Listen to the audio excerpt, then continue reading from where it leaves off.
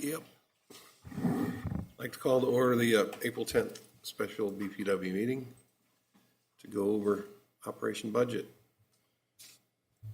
So moving right along, I guess we get right into it, Paul.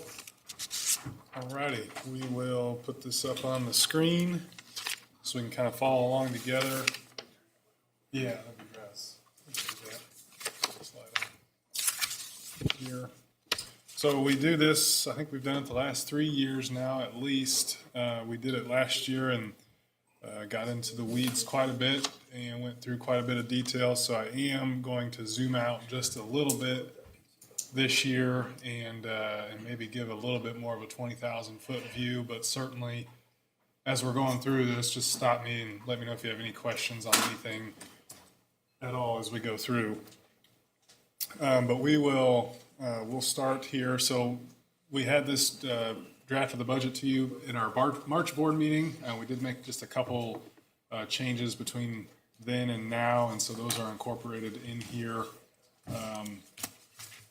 But we'll start by looking at this summary. So essentially this is the entire budget summed up into a single spreadsheet. And so we have what we have to always think of as a board and even internally is that we really have 4 separate businesses that we run here: electric, water, sewer, and stormwater. And as you're well aware, the reason we have to treat them separately is because electric funds cannot be used for water and sewer and vice versa.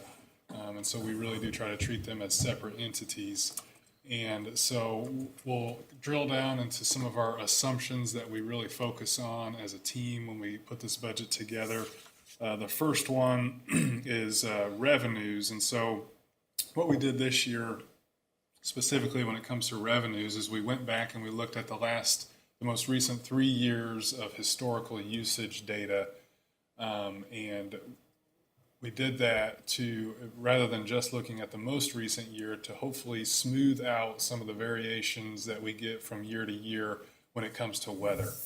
We'll have a significantly warm year or significantly cold year, and so that will often sway our usage data from one year to the next. And so by looking at 3 years, it hopefully smooths that out and gives us a better baseline to go off of. And so we did that, we incorporated that in. And then we assume then kind of what our revenues are going to be based off of that baseline data that we have. And we'll talk about this a little bit more with our purchase power, but we don't have for next year any significant load growth that we are anticipating or anything like that. But we'll talk about that more a bit later. Specifically in the electric fund right now, this budget in front of you does show a projected inflationary rate increase of about 2% in the electric fund, and then continuing the 3% increase in the water fund that was recommended by Utility Financial Solutions when they did their cost of service study for us back in September of 2022. They had recommended 3% annual increases through fiscal year 2027. So both of those increases right now would take effect on October 1st of this year, just like we did last year. The average electric residential customer would see an increase of about $3.32 a month to his or her bill. And on the water side, the average residential customer would see an increase of about $1.64 a month. So within that, with those rate increases included, we are projecting right now to meet our debt service coverage ratios within both our electric and water funds. And we do show that here at the bottom of this page where you'll see that debt service coverage ratio. But specifically in electric, we do have a plan to set some timing benchmarks throughout the next fiscal year just to make sure that we stay in compliance with that ratio. And I've said it pretty much all year, but we are anticipating defaulting on this ratio in this current fiscal year. And so what that means is that you have to have a plan in place in order to get back into compliance with that ratio. And so this document here would serve as that plan that we could provide that shows us getting back in compliance with that ratio. And again, that requirement is 1.25 for a debt service coverage ratio. So When will that go back into balance? So essentially, it's calculated at the end of your fiscal year. So technically, we would be in default on June 30th of 2024. But even with the last rate increase that we did, we are tracking more towards getting back in compliance. We won't get there by the end of June, but with the last rate increase plus the one that we're showing here, this is a projection at the end of June of 2025.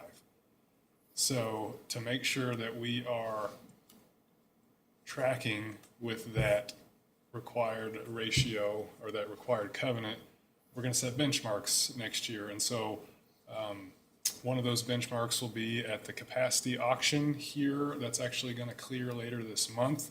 That is a significant impact to our budget. And what I mean by setting benchmarks is that if we are not within an acceptance range of projecting to meet this ratio, then we'll have to perform basically additional action to get us moving towards compliance. Otherwise, we risk defaulting on that ratio again next year. And then our borrowing costs go up. That's right.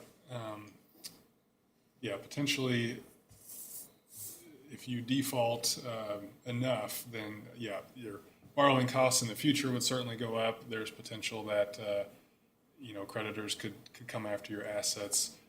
That wouldn't ever happen just because we do have the ability to get back in compliance with our rate structure, and we've got a solid plan in place of getting there. What would really happen is we would come back to you if we see any of those benchmarks not being met within, say, a 5% ratio, top plus or minus. We would come back to you and say, all right, instead of doing a 3% increase, we're going to have to do a 5%. Mm-hmm. And so that would be but we're going to be watching those. Like Paul said, we have some pretty high confidence that we're going to be able to stay within those self-set parameters. Those are our own numbers that we're watching. We want to make sure that it's going in the right direction. And if there's an issue, we're going to come back to you. So it's at 2.9 now, is that correct? No. This is the projection at the end of next budget year, so June 30th of 2025. Right now, it's at a negative 1.3, I believe, negative 1.3, negative 1.4. So this would be at the end of next fiscal year. So just keep in the back of your head that we plan to set those benchmarks in May after the capacity auction, in September, which is at the end of next summer, or at the end of this coming summer, which is our most volatile season historically, and then again in probably March at the end of winter. Winter is usually less volatile, but there's more chance for your winter storms that we've seen a significant impact in pricing in the past. So like Darren's saying, if we're way off or with outside of a tolerance range from projecting to meet this ratio, we'll have to take additional action at that time. Okay, so in total, we are budgeting revenues of just under $40 million. That is a $306,000 decrease from last year in revenues. So if we drill down here now into operating expenses, by far our largest expense is in electric distribution. Like we've talked about, purchase power makes up just about, and I apologize, total revenues budgeted are $40.8 million. I said $39.8 million, that's expenses. $40.8 million in total revenues. Total expenses budget is about $39.8 million. Half of that is in electric distribution alone. And so we're going to talk here a little bit about purchase power because it does by far make up the largest portion of our budget. So we do take significant effort to budget that as accurately as we can. And so the first thing we look at is megawatt hours purchased. So what are the megawatt hours that we plan to bring into town to meet our customers' energy needs? And so we take a 3-year average of what we've purchased, and then we look at any trends over the last 5 years. And really what we've seen since Buckhorn left has been about a to 2% decrease in usage each year. And we believe that the main reason for that is still due to efficiencies when it comes to lighting and appliances and HVAC and things like that. We have several customers that are on our system that have not made that conversion to LED and upgraded appliances, things like that. And as those customers continue to do so, they'll obviously use less electricity. At the same time, we have a bit of an opposite force when it comes to electric vehicles and electric heat pumps and some of this new technology that's actually pushing more towards electrical usage. And so we do believe there will be a plateau there at some point. We're just lagging a little bit, specifically in this rural location when it comes to electricity usage. So we don't project that to change next year either. So this includes about a 1% decrease in our anticipated electric usage for next year.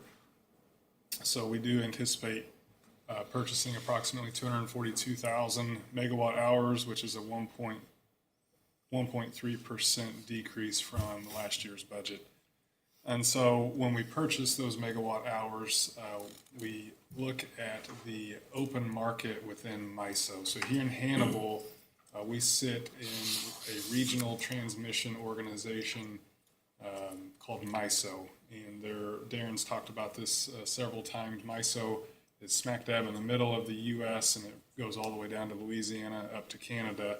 And there are 7 of these RTOs, or organizations, throughout the U.S. And so MISO is the one that we operate in. And so we look at that open market pricing on the MISO system for the last 3 years, and then we factored in the volatility that we've seen in those 3 years. 2021 specifically, we had Winter Storm Uri, which saw pricing kind of go haywire. 2022, we had some supply chain issues and some natural gas issues that caused a lot of volatility. And then fortunately, we've seen the market really stabilize here in 2023 and so far in 2024. And the main reason for that is we've had 2 mild winters in a row, so natural gas supply has stabilized quite a bit. However, I will say it only takes one significant weather event like we saw with the Winter Storm Uri, or even global event like we saw when Russia invaded Ukraine, to really impact that pricing. So it can swing very, very quickly. But right now we are looking at a slight decrease in our energy cost for next year. So outside of purchasing that power off of the open market, we also have some hedge energy contracts that we've put in place. Specifically, we have a hedge contract for summer, which is the most volatile season for us, and then we have a smaller hedge contract for next winter. And as we've discussed as a board before, a hedge, what that does is it is ability for us to purchase a portion of our power at a fixed cost, and so it reduces our exposure to the market and to that volatility that we can see when it comes to buying anything off the market. So we don't hedge all of our energy, but we do hedge a portion of it to reduce that risk. And that's about 55% this year, is that right? What was? That is capacity. Different Okay, time. different, wrong number. Yeah, Okay. energy, wouldn't be quite that high. But that's also because Prairie State provides most of a big portion of our energy load, which we'll talk about as well.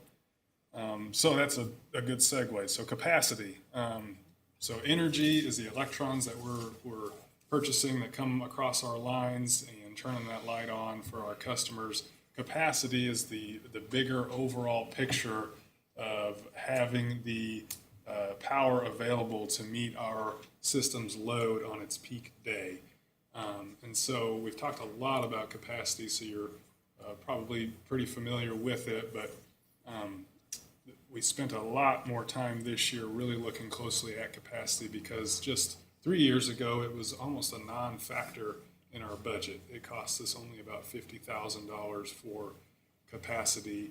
And what we saw happen is as our supply for electricity has decreased with the retirement of coal plants, we've had demand increase. And so now we have a supply and demand that is much closer than it's ever been. And so when that happens, it's going to be more expensive to purchase that capacity to make sure that we have enough load on the hottest day of the year to meet our customers. And so we really saw that peak 2 years ago when we paid $3.4 million for capacity. And so last year we went out and hedged a significant portion of our capacity, which brought that cost down to about $2.3 million. This budget shows us spending just under $1 million for capacity. And we do have several sources that are predicting the capacity market to clear at a pretty reasonable level for at least this year. And so that is why we're budgeting $1.3 million less than we did last year for capacity. Okay, so you have energy, you have capacity, and then we touched on it briefly, we have Prairie State. And so Prairie State provides over about half of our energy load throughout the year. And so the way it kind of works is we pay a fixed portion it's also for capacity with Prairie State, and those would be any capital expenditures that are done at the plant, or any debt service that is outstanding at the plant. That is the large portion of our bill. We've seen with inflation, we've seen a pretty substantial increase in that cost, and so we are budgeting a slight increase for Prairie State capacity for next year. The other portion of our invoice for Prairie State is energy, and those would be the variable costs such as the coal that's needed to run the plant, the labor, everything like that. And we've actually seen a decrease in those costs in the last few years, and so we are budgeting a slight decrease for next year as well. The other factor that we have is the MISO credits that we get for Prairie State energy that is generated that we do not use, and so it is sold back onto the MISO marketplace. And because we've had so much less volatility in the market this last year and a half, we've seen a substantial decrease in those credits that we've received back. And so we are predicting or projecting that again for next year. It has nothing to do with how efficiently the plant is running. We've actually seen the plant operating at about an 88% capacity factor, which is very, very good. It's just a matter of less volatility, and so there's less premium to be made on that energy that's being sold back onto the market that we're not recognizing. So all in all, in total, we're budgeting purchase power costs of $17.3 million, which is $1.2 million less than the year before. And the main reason for that, like I said, would be due to MISO capacity for next year. Any questions on purchased power before we move on?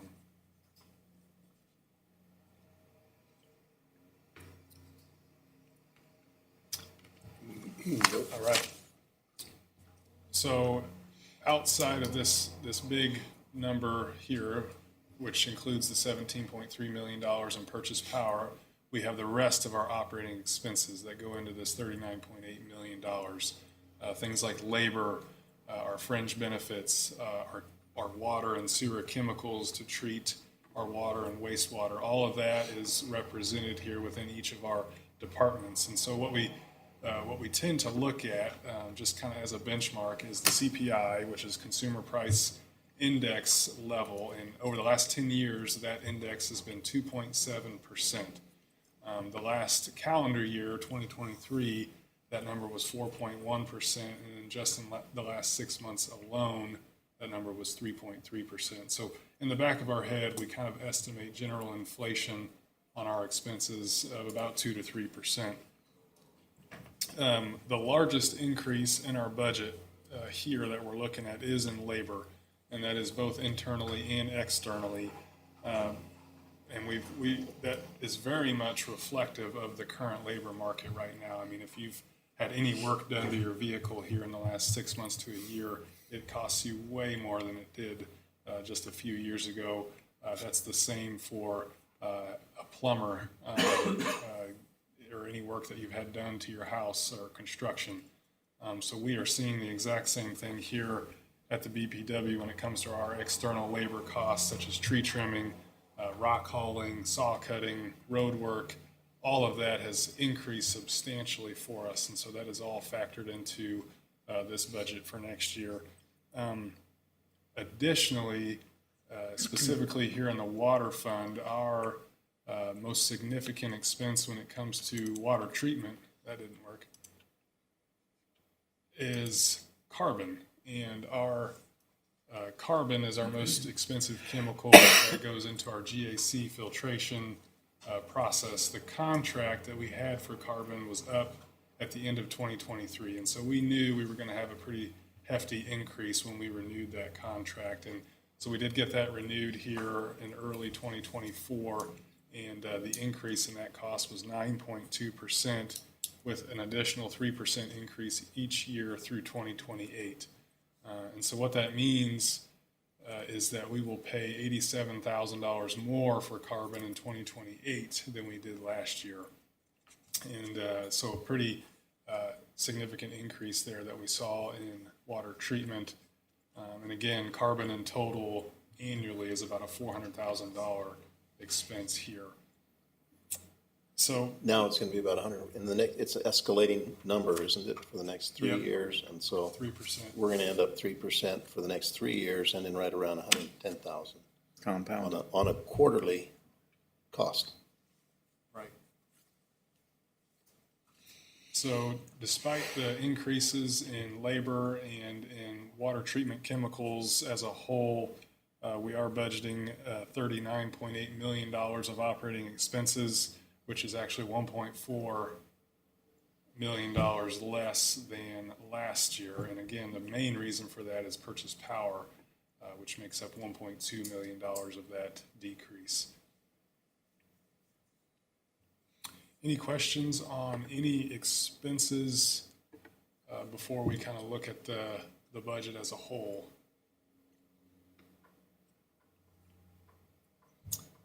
All right. So what we have on this page is we have our revenues, the money that we expect to bring in based on the usage of our product, the expenses, the money that we will expect to spend within the fiscal year on several things. That gives us our net income, which if you just took net income, that would be money that you would be able to put in your cash reserves, except we have a few other items to consider. One of those is depreciation. So depreciation is an expense for assets that we have on our system that were purchased in a previous fiscal year. And so because that cash was already purchased and has gone out the door, we have to add it back. So we have a beautiful thing called depreciation that allows us to take that expense on a very small incremental basis every year as we depreciate the life of that asset. However, that cash was spent long ago, and so we don't want to not add it back to the cash that we expect to add or subtract from our reserve fund. So that would be this Department 30 here, non-cash. This is our depreciation line. So we add that back. We then have to subtract out any capital projects that we expect to do next fiscal year. Kind of for the reverse reason. That would be cash that we expect to spend next year on capital projects. And so we already looked at all of those items within our 5-year capital plan. We talked about the $2.6 million in electric, just over $1 million in water, and about $1.8 million in sewer that we have planned for capital projects. So even though we'll be able to depreciate those once they come online as assets, that cash will actually be going out the door next fiscal year as we pay for those projects. The last item. What's that total on the right? Is that where the total is for the year? $6 million? For next fiscal year, be $5.5 million. Okay. Yeah, compared to $6.2 million the year before. And then the last item we have to subtract from our reserves is our debt principal. Those would be the outstanding debt issuances in each fund. So just as a reminder, we have an outstanding lease in our electric fund. We have 2 outstanding revenue bonds in our water fund, and we have 1 outstanding revenue bond in our sewer fund. And because we owe principal every year on that, we have to subtract that out from our cash, because principal is not an expense like interest is, but it is still a cost to us every year as we pay back that note or that debt. And so then that gives us our overall cash contribution or reduction. So this is what we expect to either add or subtract from reserves. So we are looking at a reduction in reserves in all 4 funds for next year of about $2 million. It was closer to $4 million last fiscal year. One item I will point out is that we have submitted a application for a grant in the electric fund that makes up the largest portion of this capital project line item in the electric fund. And so if we were to be awarded that grant, it would make this number much, much smaller, which would then bring us closer to net even in the electric fund. But a $1.3 million reduction in electric. We have seen cash reserves in the electric fund come down substantially, mainly due to the capacity issue that we spoke about. Fortunately, we were able to cover all of that with reserves, but we are definitely keeping a close eye on that for next year.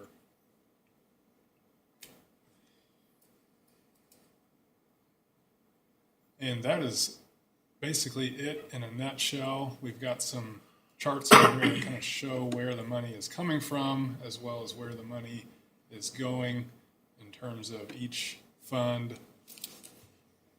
And then this one kind of shows each department and where the money is going. Obviously, electric makes up pretty much half of the entire budget with our purchase power. I noticed SCADA was coming down last year to 24. Is that because things are built out and paid for in new meters and things? This one here, SCADA? Yeah. The decrease there primarily is just due to the turnover in that department. We had 2 well-tenured employees that retired last year, and they've been replaced. We didn't have any change in head count or anything like that, but just I think that's the main difference there is just the labor cost. Metering does not come out of the SCADA budget. Oh, okay. That would be just a department.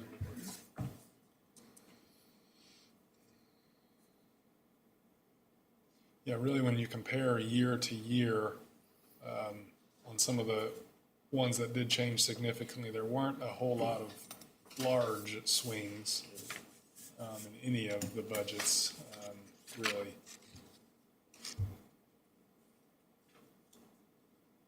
With the projected expense of using reserve funds, does any of that put us near or below our minimum thresholds within each of those funds? Yeah, so the electric fund currently is below its minimum recommended reserve level. Again, like I mentioned, a lot of that does have to do with the grant that we applied for. The water and sewer funds are both above their minimum levels when it comes to reserves. So yeah, definitely the electric fund's the one we're keeping the closest eye on. It was just at the beginning of last fiscal year, it was about $18 million in reserves, and as of the end of March, it's now at about $10.6 million in reserves. Any other questions? So one of the things, even though we are below that minimum on the reserve, we're going to start talking about bringing that up, and we anticipate that it will. We've got a couple of those capital projects. We've got the Indian Mounds that we're in the middle of. We just finished the 161 upgrade. We're looking at the tie line. The tie line is what we're hoping that we can perhaps get some assistance on. That would definitely turn that curve for us very well. But there's also, you've got to, the community watches, the reserve funds are one of those things. Everybody looks at us and, you guys are fat cats with all the money, therefore you should be doing this, this, this, and this. That's very dangerous. And so we've got to make sure that we're putting that cash into improving our system so that we have better reliability, we have better efficiencies, so that that's giving us a benefit and just keeping that balance. And we're confident where we're at, but again, we've talked about taking and building that reserve, especially a portion that will help us to be what I call self-insured versus hedging, and we need to work at that as well. That'll be the next step. And so we'll see. I think I'm very confident that we're on the right track. Right now, we're a little bit low, but I think that's okay. We can tell the community that we're being very, very cautious and very fiduciarily responsible for their money that we collect in our rates. Paul, it's a reserve question, same thing. If we had a significant winter storm and then a significant hot summer, that kind of draws from, as you look at that utility bill and you see the spike in January because of natural gas primarily. And then if you got that spike in the worst case scenario, you got the spike in August. This year, we'd have to draw from reserves, which then affects our debt ratio. Is that correct? No, the reserves are pretty well outside of, Debt service ratio. sorry, it would affect our debt service coverage ratio just because our purchase power expense would be higher. But whatever we draw out of reserves doesn't affect that debt service coverage ratio, if that makes sense. So The debt coverage ratio really comes out of your O&M budget, what you're seeing here, not out of that reserve, which is outside of it. Is that correct, what you're saying? When it comes to what you have to use for that calculation? So we would have enough reserves to cover that. I'm just looking at worst case scenario, is what I'm saying. So you have 2 bad months, hopefully just 2. You pull from reserves to cover it.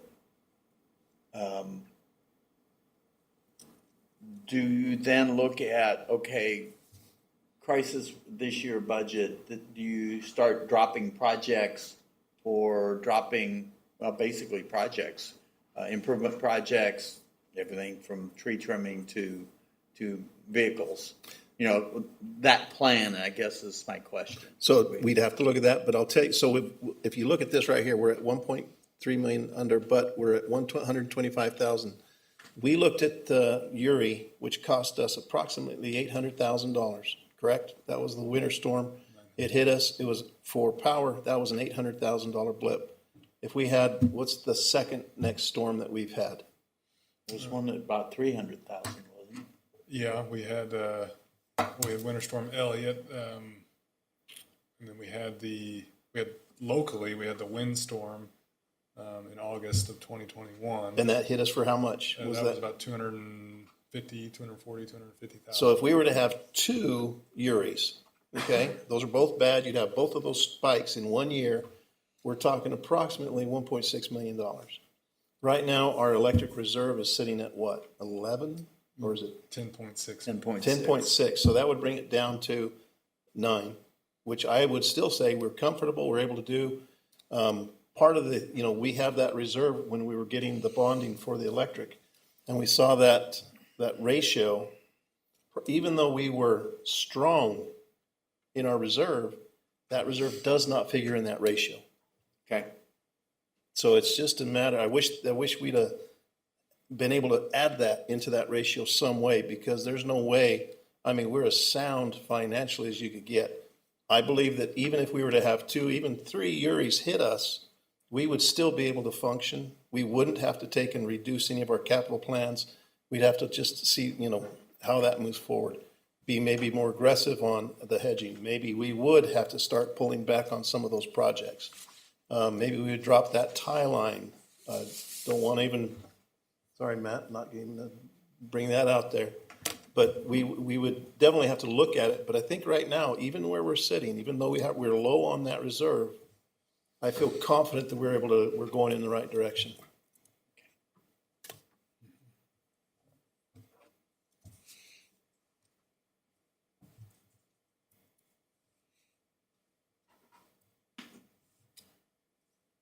Any other thoughts or questions?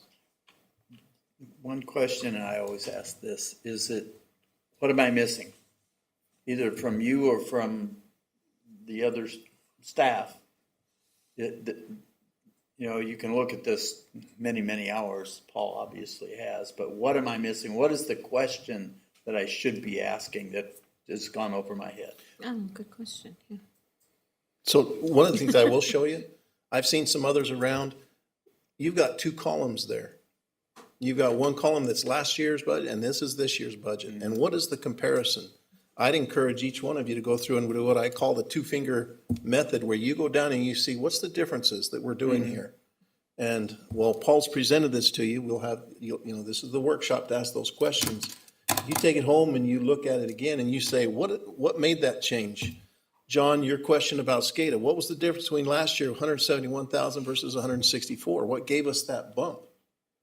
That's exactly the questions you need to be asking and clarifying. What is all in that interdepartmental, what's the difference there? Why do we have a drop? What's that, you know, Paul, darn it, what's going on there? How come we are conservative on that number? Why do we have that confidence? Those are the questions you need to ask. Yeah. But that's that two-finger check. I'm going to tell you, we have, so far as NISC, where we do all of our accounting, where we have our credit cards, we're checking for everything. Paul has gone back 3 years to take a look at, get that 3-year average versus a 2-year average. That way you can take some of that variability from weather out of the equation. Paul gets this stuff balanced to the penny. And I ask you the very same thing. What are we missing? But I bring this to you with very high confidence that this is where we're going to be. And the idea of setting those intermediary benchmarks to make sure that we're heading in the right direction on a quarterly basis on whenever those main events are coming. I think we're trying to pay attention to that. I'll turn it back here. Here's our biggest critics is Matthew, Matt, Erica. Maria, I'm gonna throw you in there. You're okay. What raises your eyebrow, Matthew? I'm turning you loose, brother. If we're properly funding benefits and insurance with some projected things that could potentially be coming or changes that we have. You're talking about higher insurance rates for hospitalization, that kind of thing? Yeah, it's the employee premium, if it's going to increase. Yeah. Or if there's changes within the insurance market that us as an employer are gonna have to look at funding for the employee. Yeah, those are all always outrageous. Good. I'm gonna, Yeah. thank you. Thank you for bringing that up. So we're in that with the city.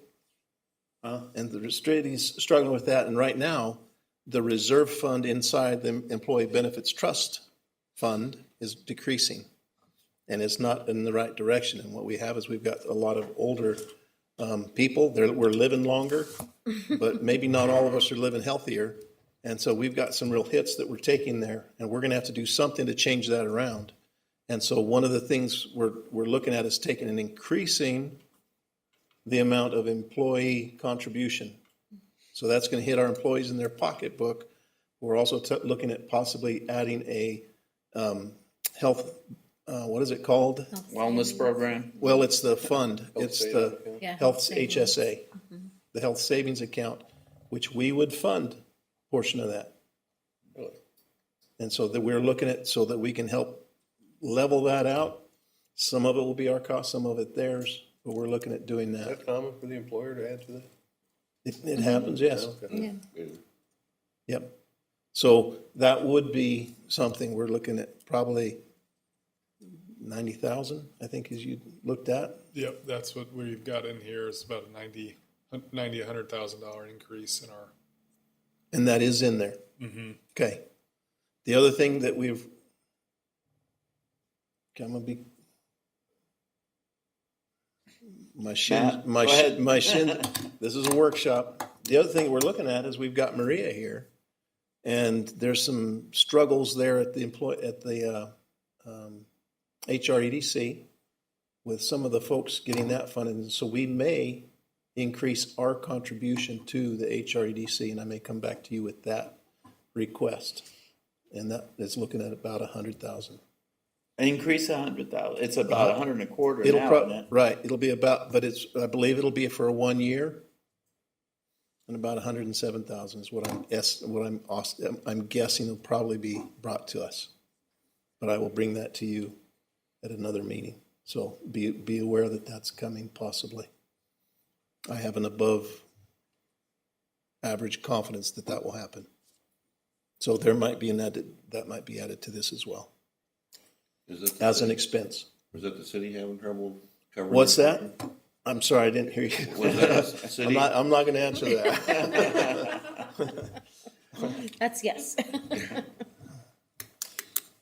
Paul, this is a sidebar question. Where in the accounting is the interest on reserves accounted for? Is that just general revenue? Yes, well, right here, interest dividends. Not just in operating revenue?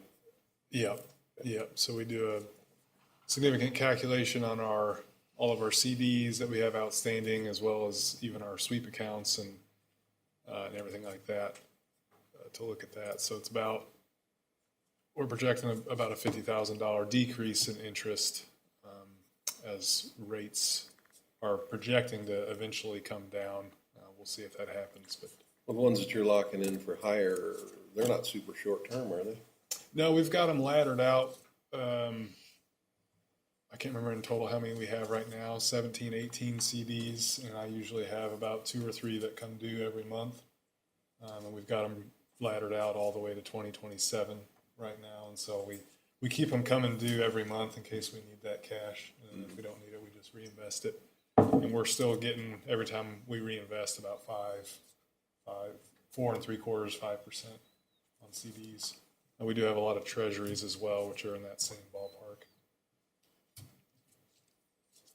But the other reason for this decrease is just the reduction that we've seen in overall cash reserves. Less cash invested is going to be less income coming in. Another point that was made is that the decrease in cash reserves does not include the inter-fund loan from the electric fund to the stormwater fund that is still owed. You can't really see it here, but this is the interest payment that the stormwater fund makes to the electric fund on an annual basis, but the total debt outstanding is that $1.7 million that the stormwater fund owes the electric fund. So that is not included in the cash reserves for the electric fund. And we don't have a solution for that at this point, too.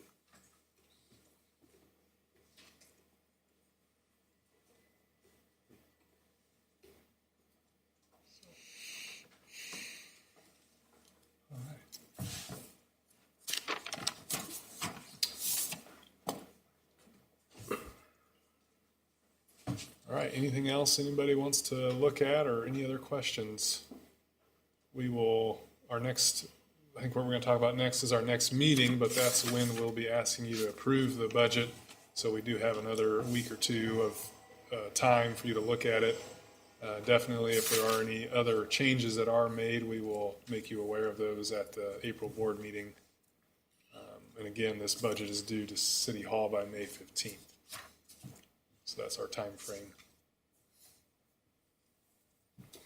Okay, so it sounds like Paul's getting ready to wrap up. Does anybody have any questions, comments, or observations? Thanks, Paul. Thank you. All It's right, very thank you very helpful. much. It's a lot of work goes into that. All right, moving on to the next item. It looks like due to circumstances, it would make sense to move our April meeting to April 22nd. Third. Third. I believe it was the 23rd. Yeah, 23rd. Oh, that's a It's Tuesday. a Tuesday. Yes. Right, April 23rd, I had it wrong.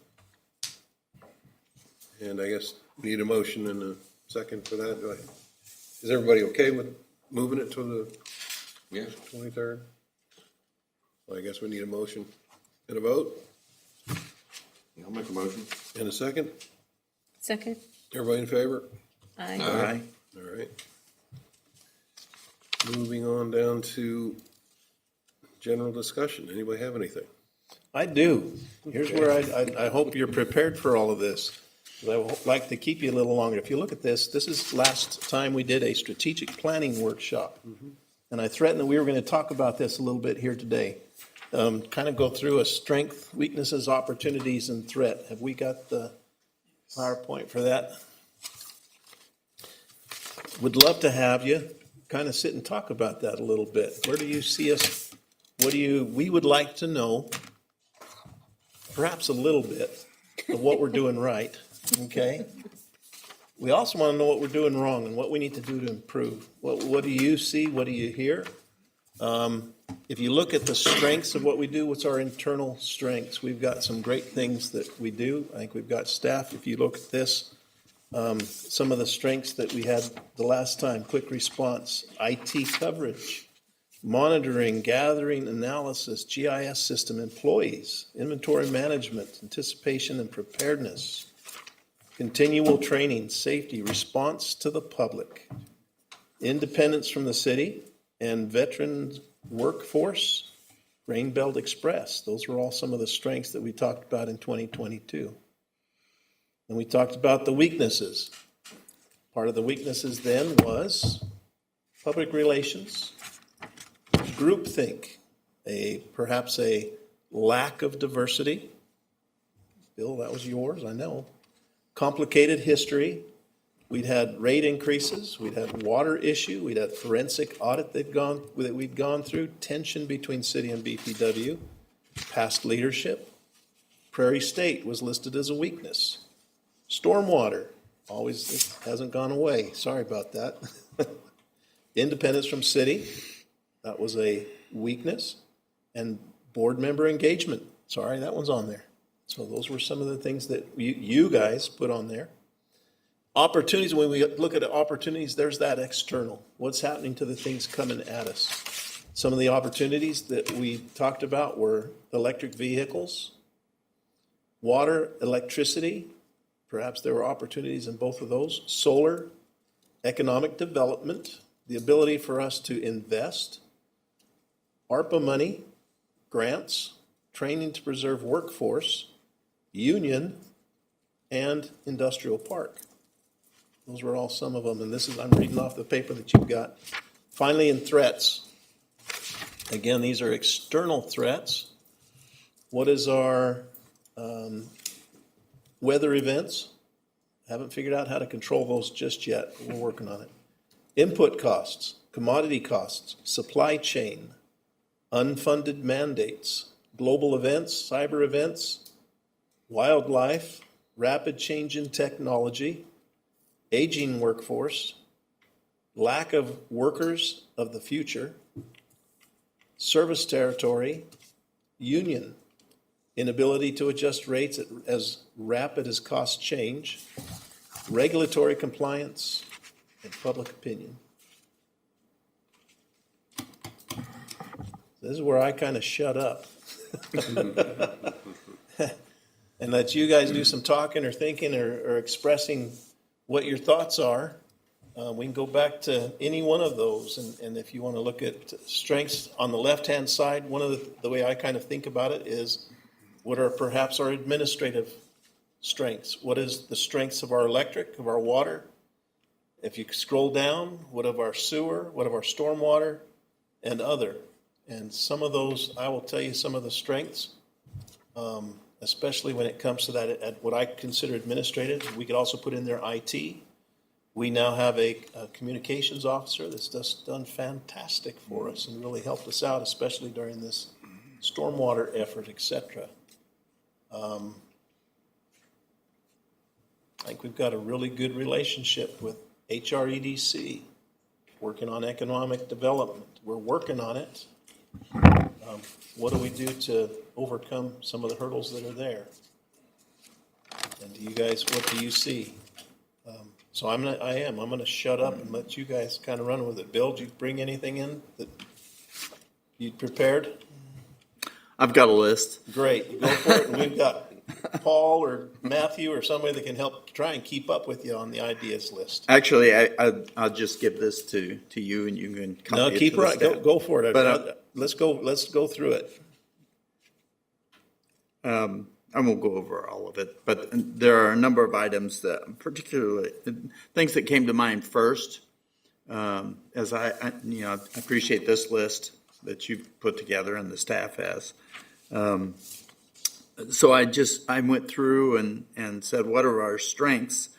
And we operate as a nonprofit and thus provide a market edge to our constituents, which is really, really a big deal for a lot of people. Oh, he's typing all this in.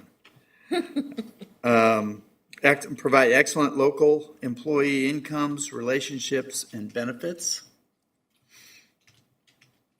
Like I said, I won't do all of these. I just want to hit a few of them. He's keeping up with you.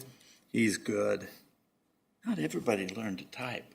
You know? I had a high school typing teacher that gave me a C. Thank God.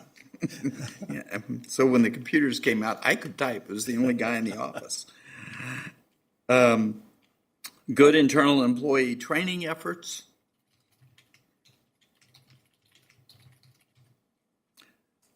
Events that are fun for the staff that encourage team building, including the YMCA and health initiatives. It kind of hits on something you just mentioned. We promote daily safety protocols to staff. Safety's critical.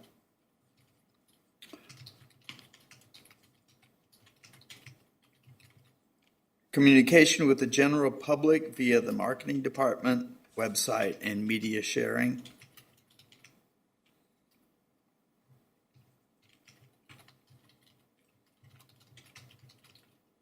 Ongoing high security software gatekeeper efforts.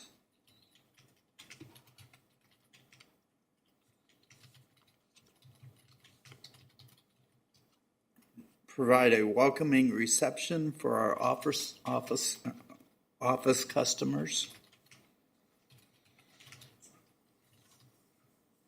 Good, modern, up-to-date engineering concepts, solutions, and mapping.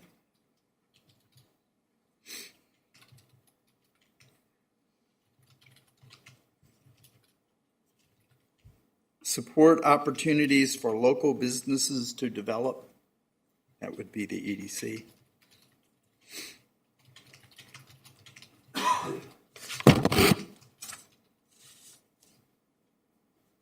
And I have about a half a dozen others, but we can skip to the weaknesses. For brevity, I can turn these over to staff. That's okay. Comments? I don't want to dominate this thing because I'll be here an hour. I didn't do any. I've not been here long enough. You've been here as a citizen. What do you think? Oh, boy. What do we do right? Anything? I think there's been a huge improvement in communication between the Board of Public Works and the people. That's one of the things I've noticed the most.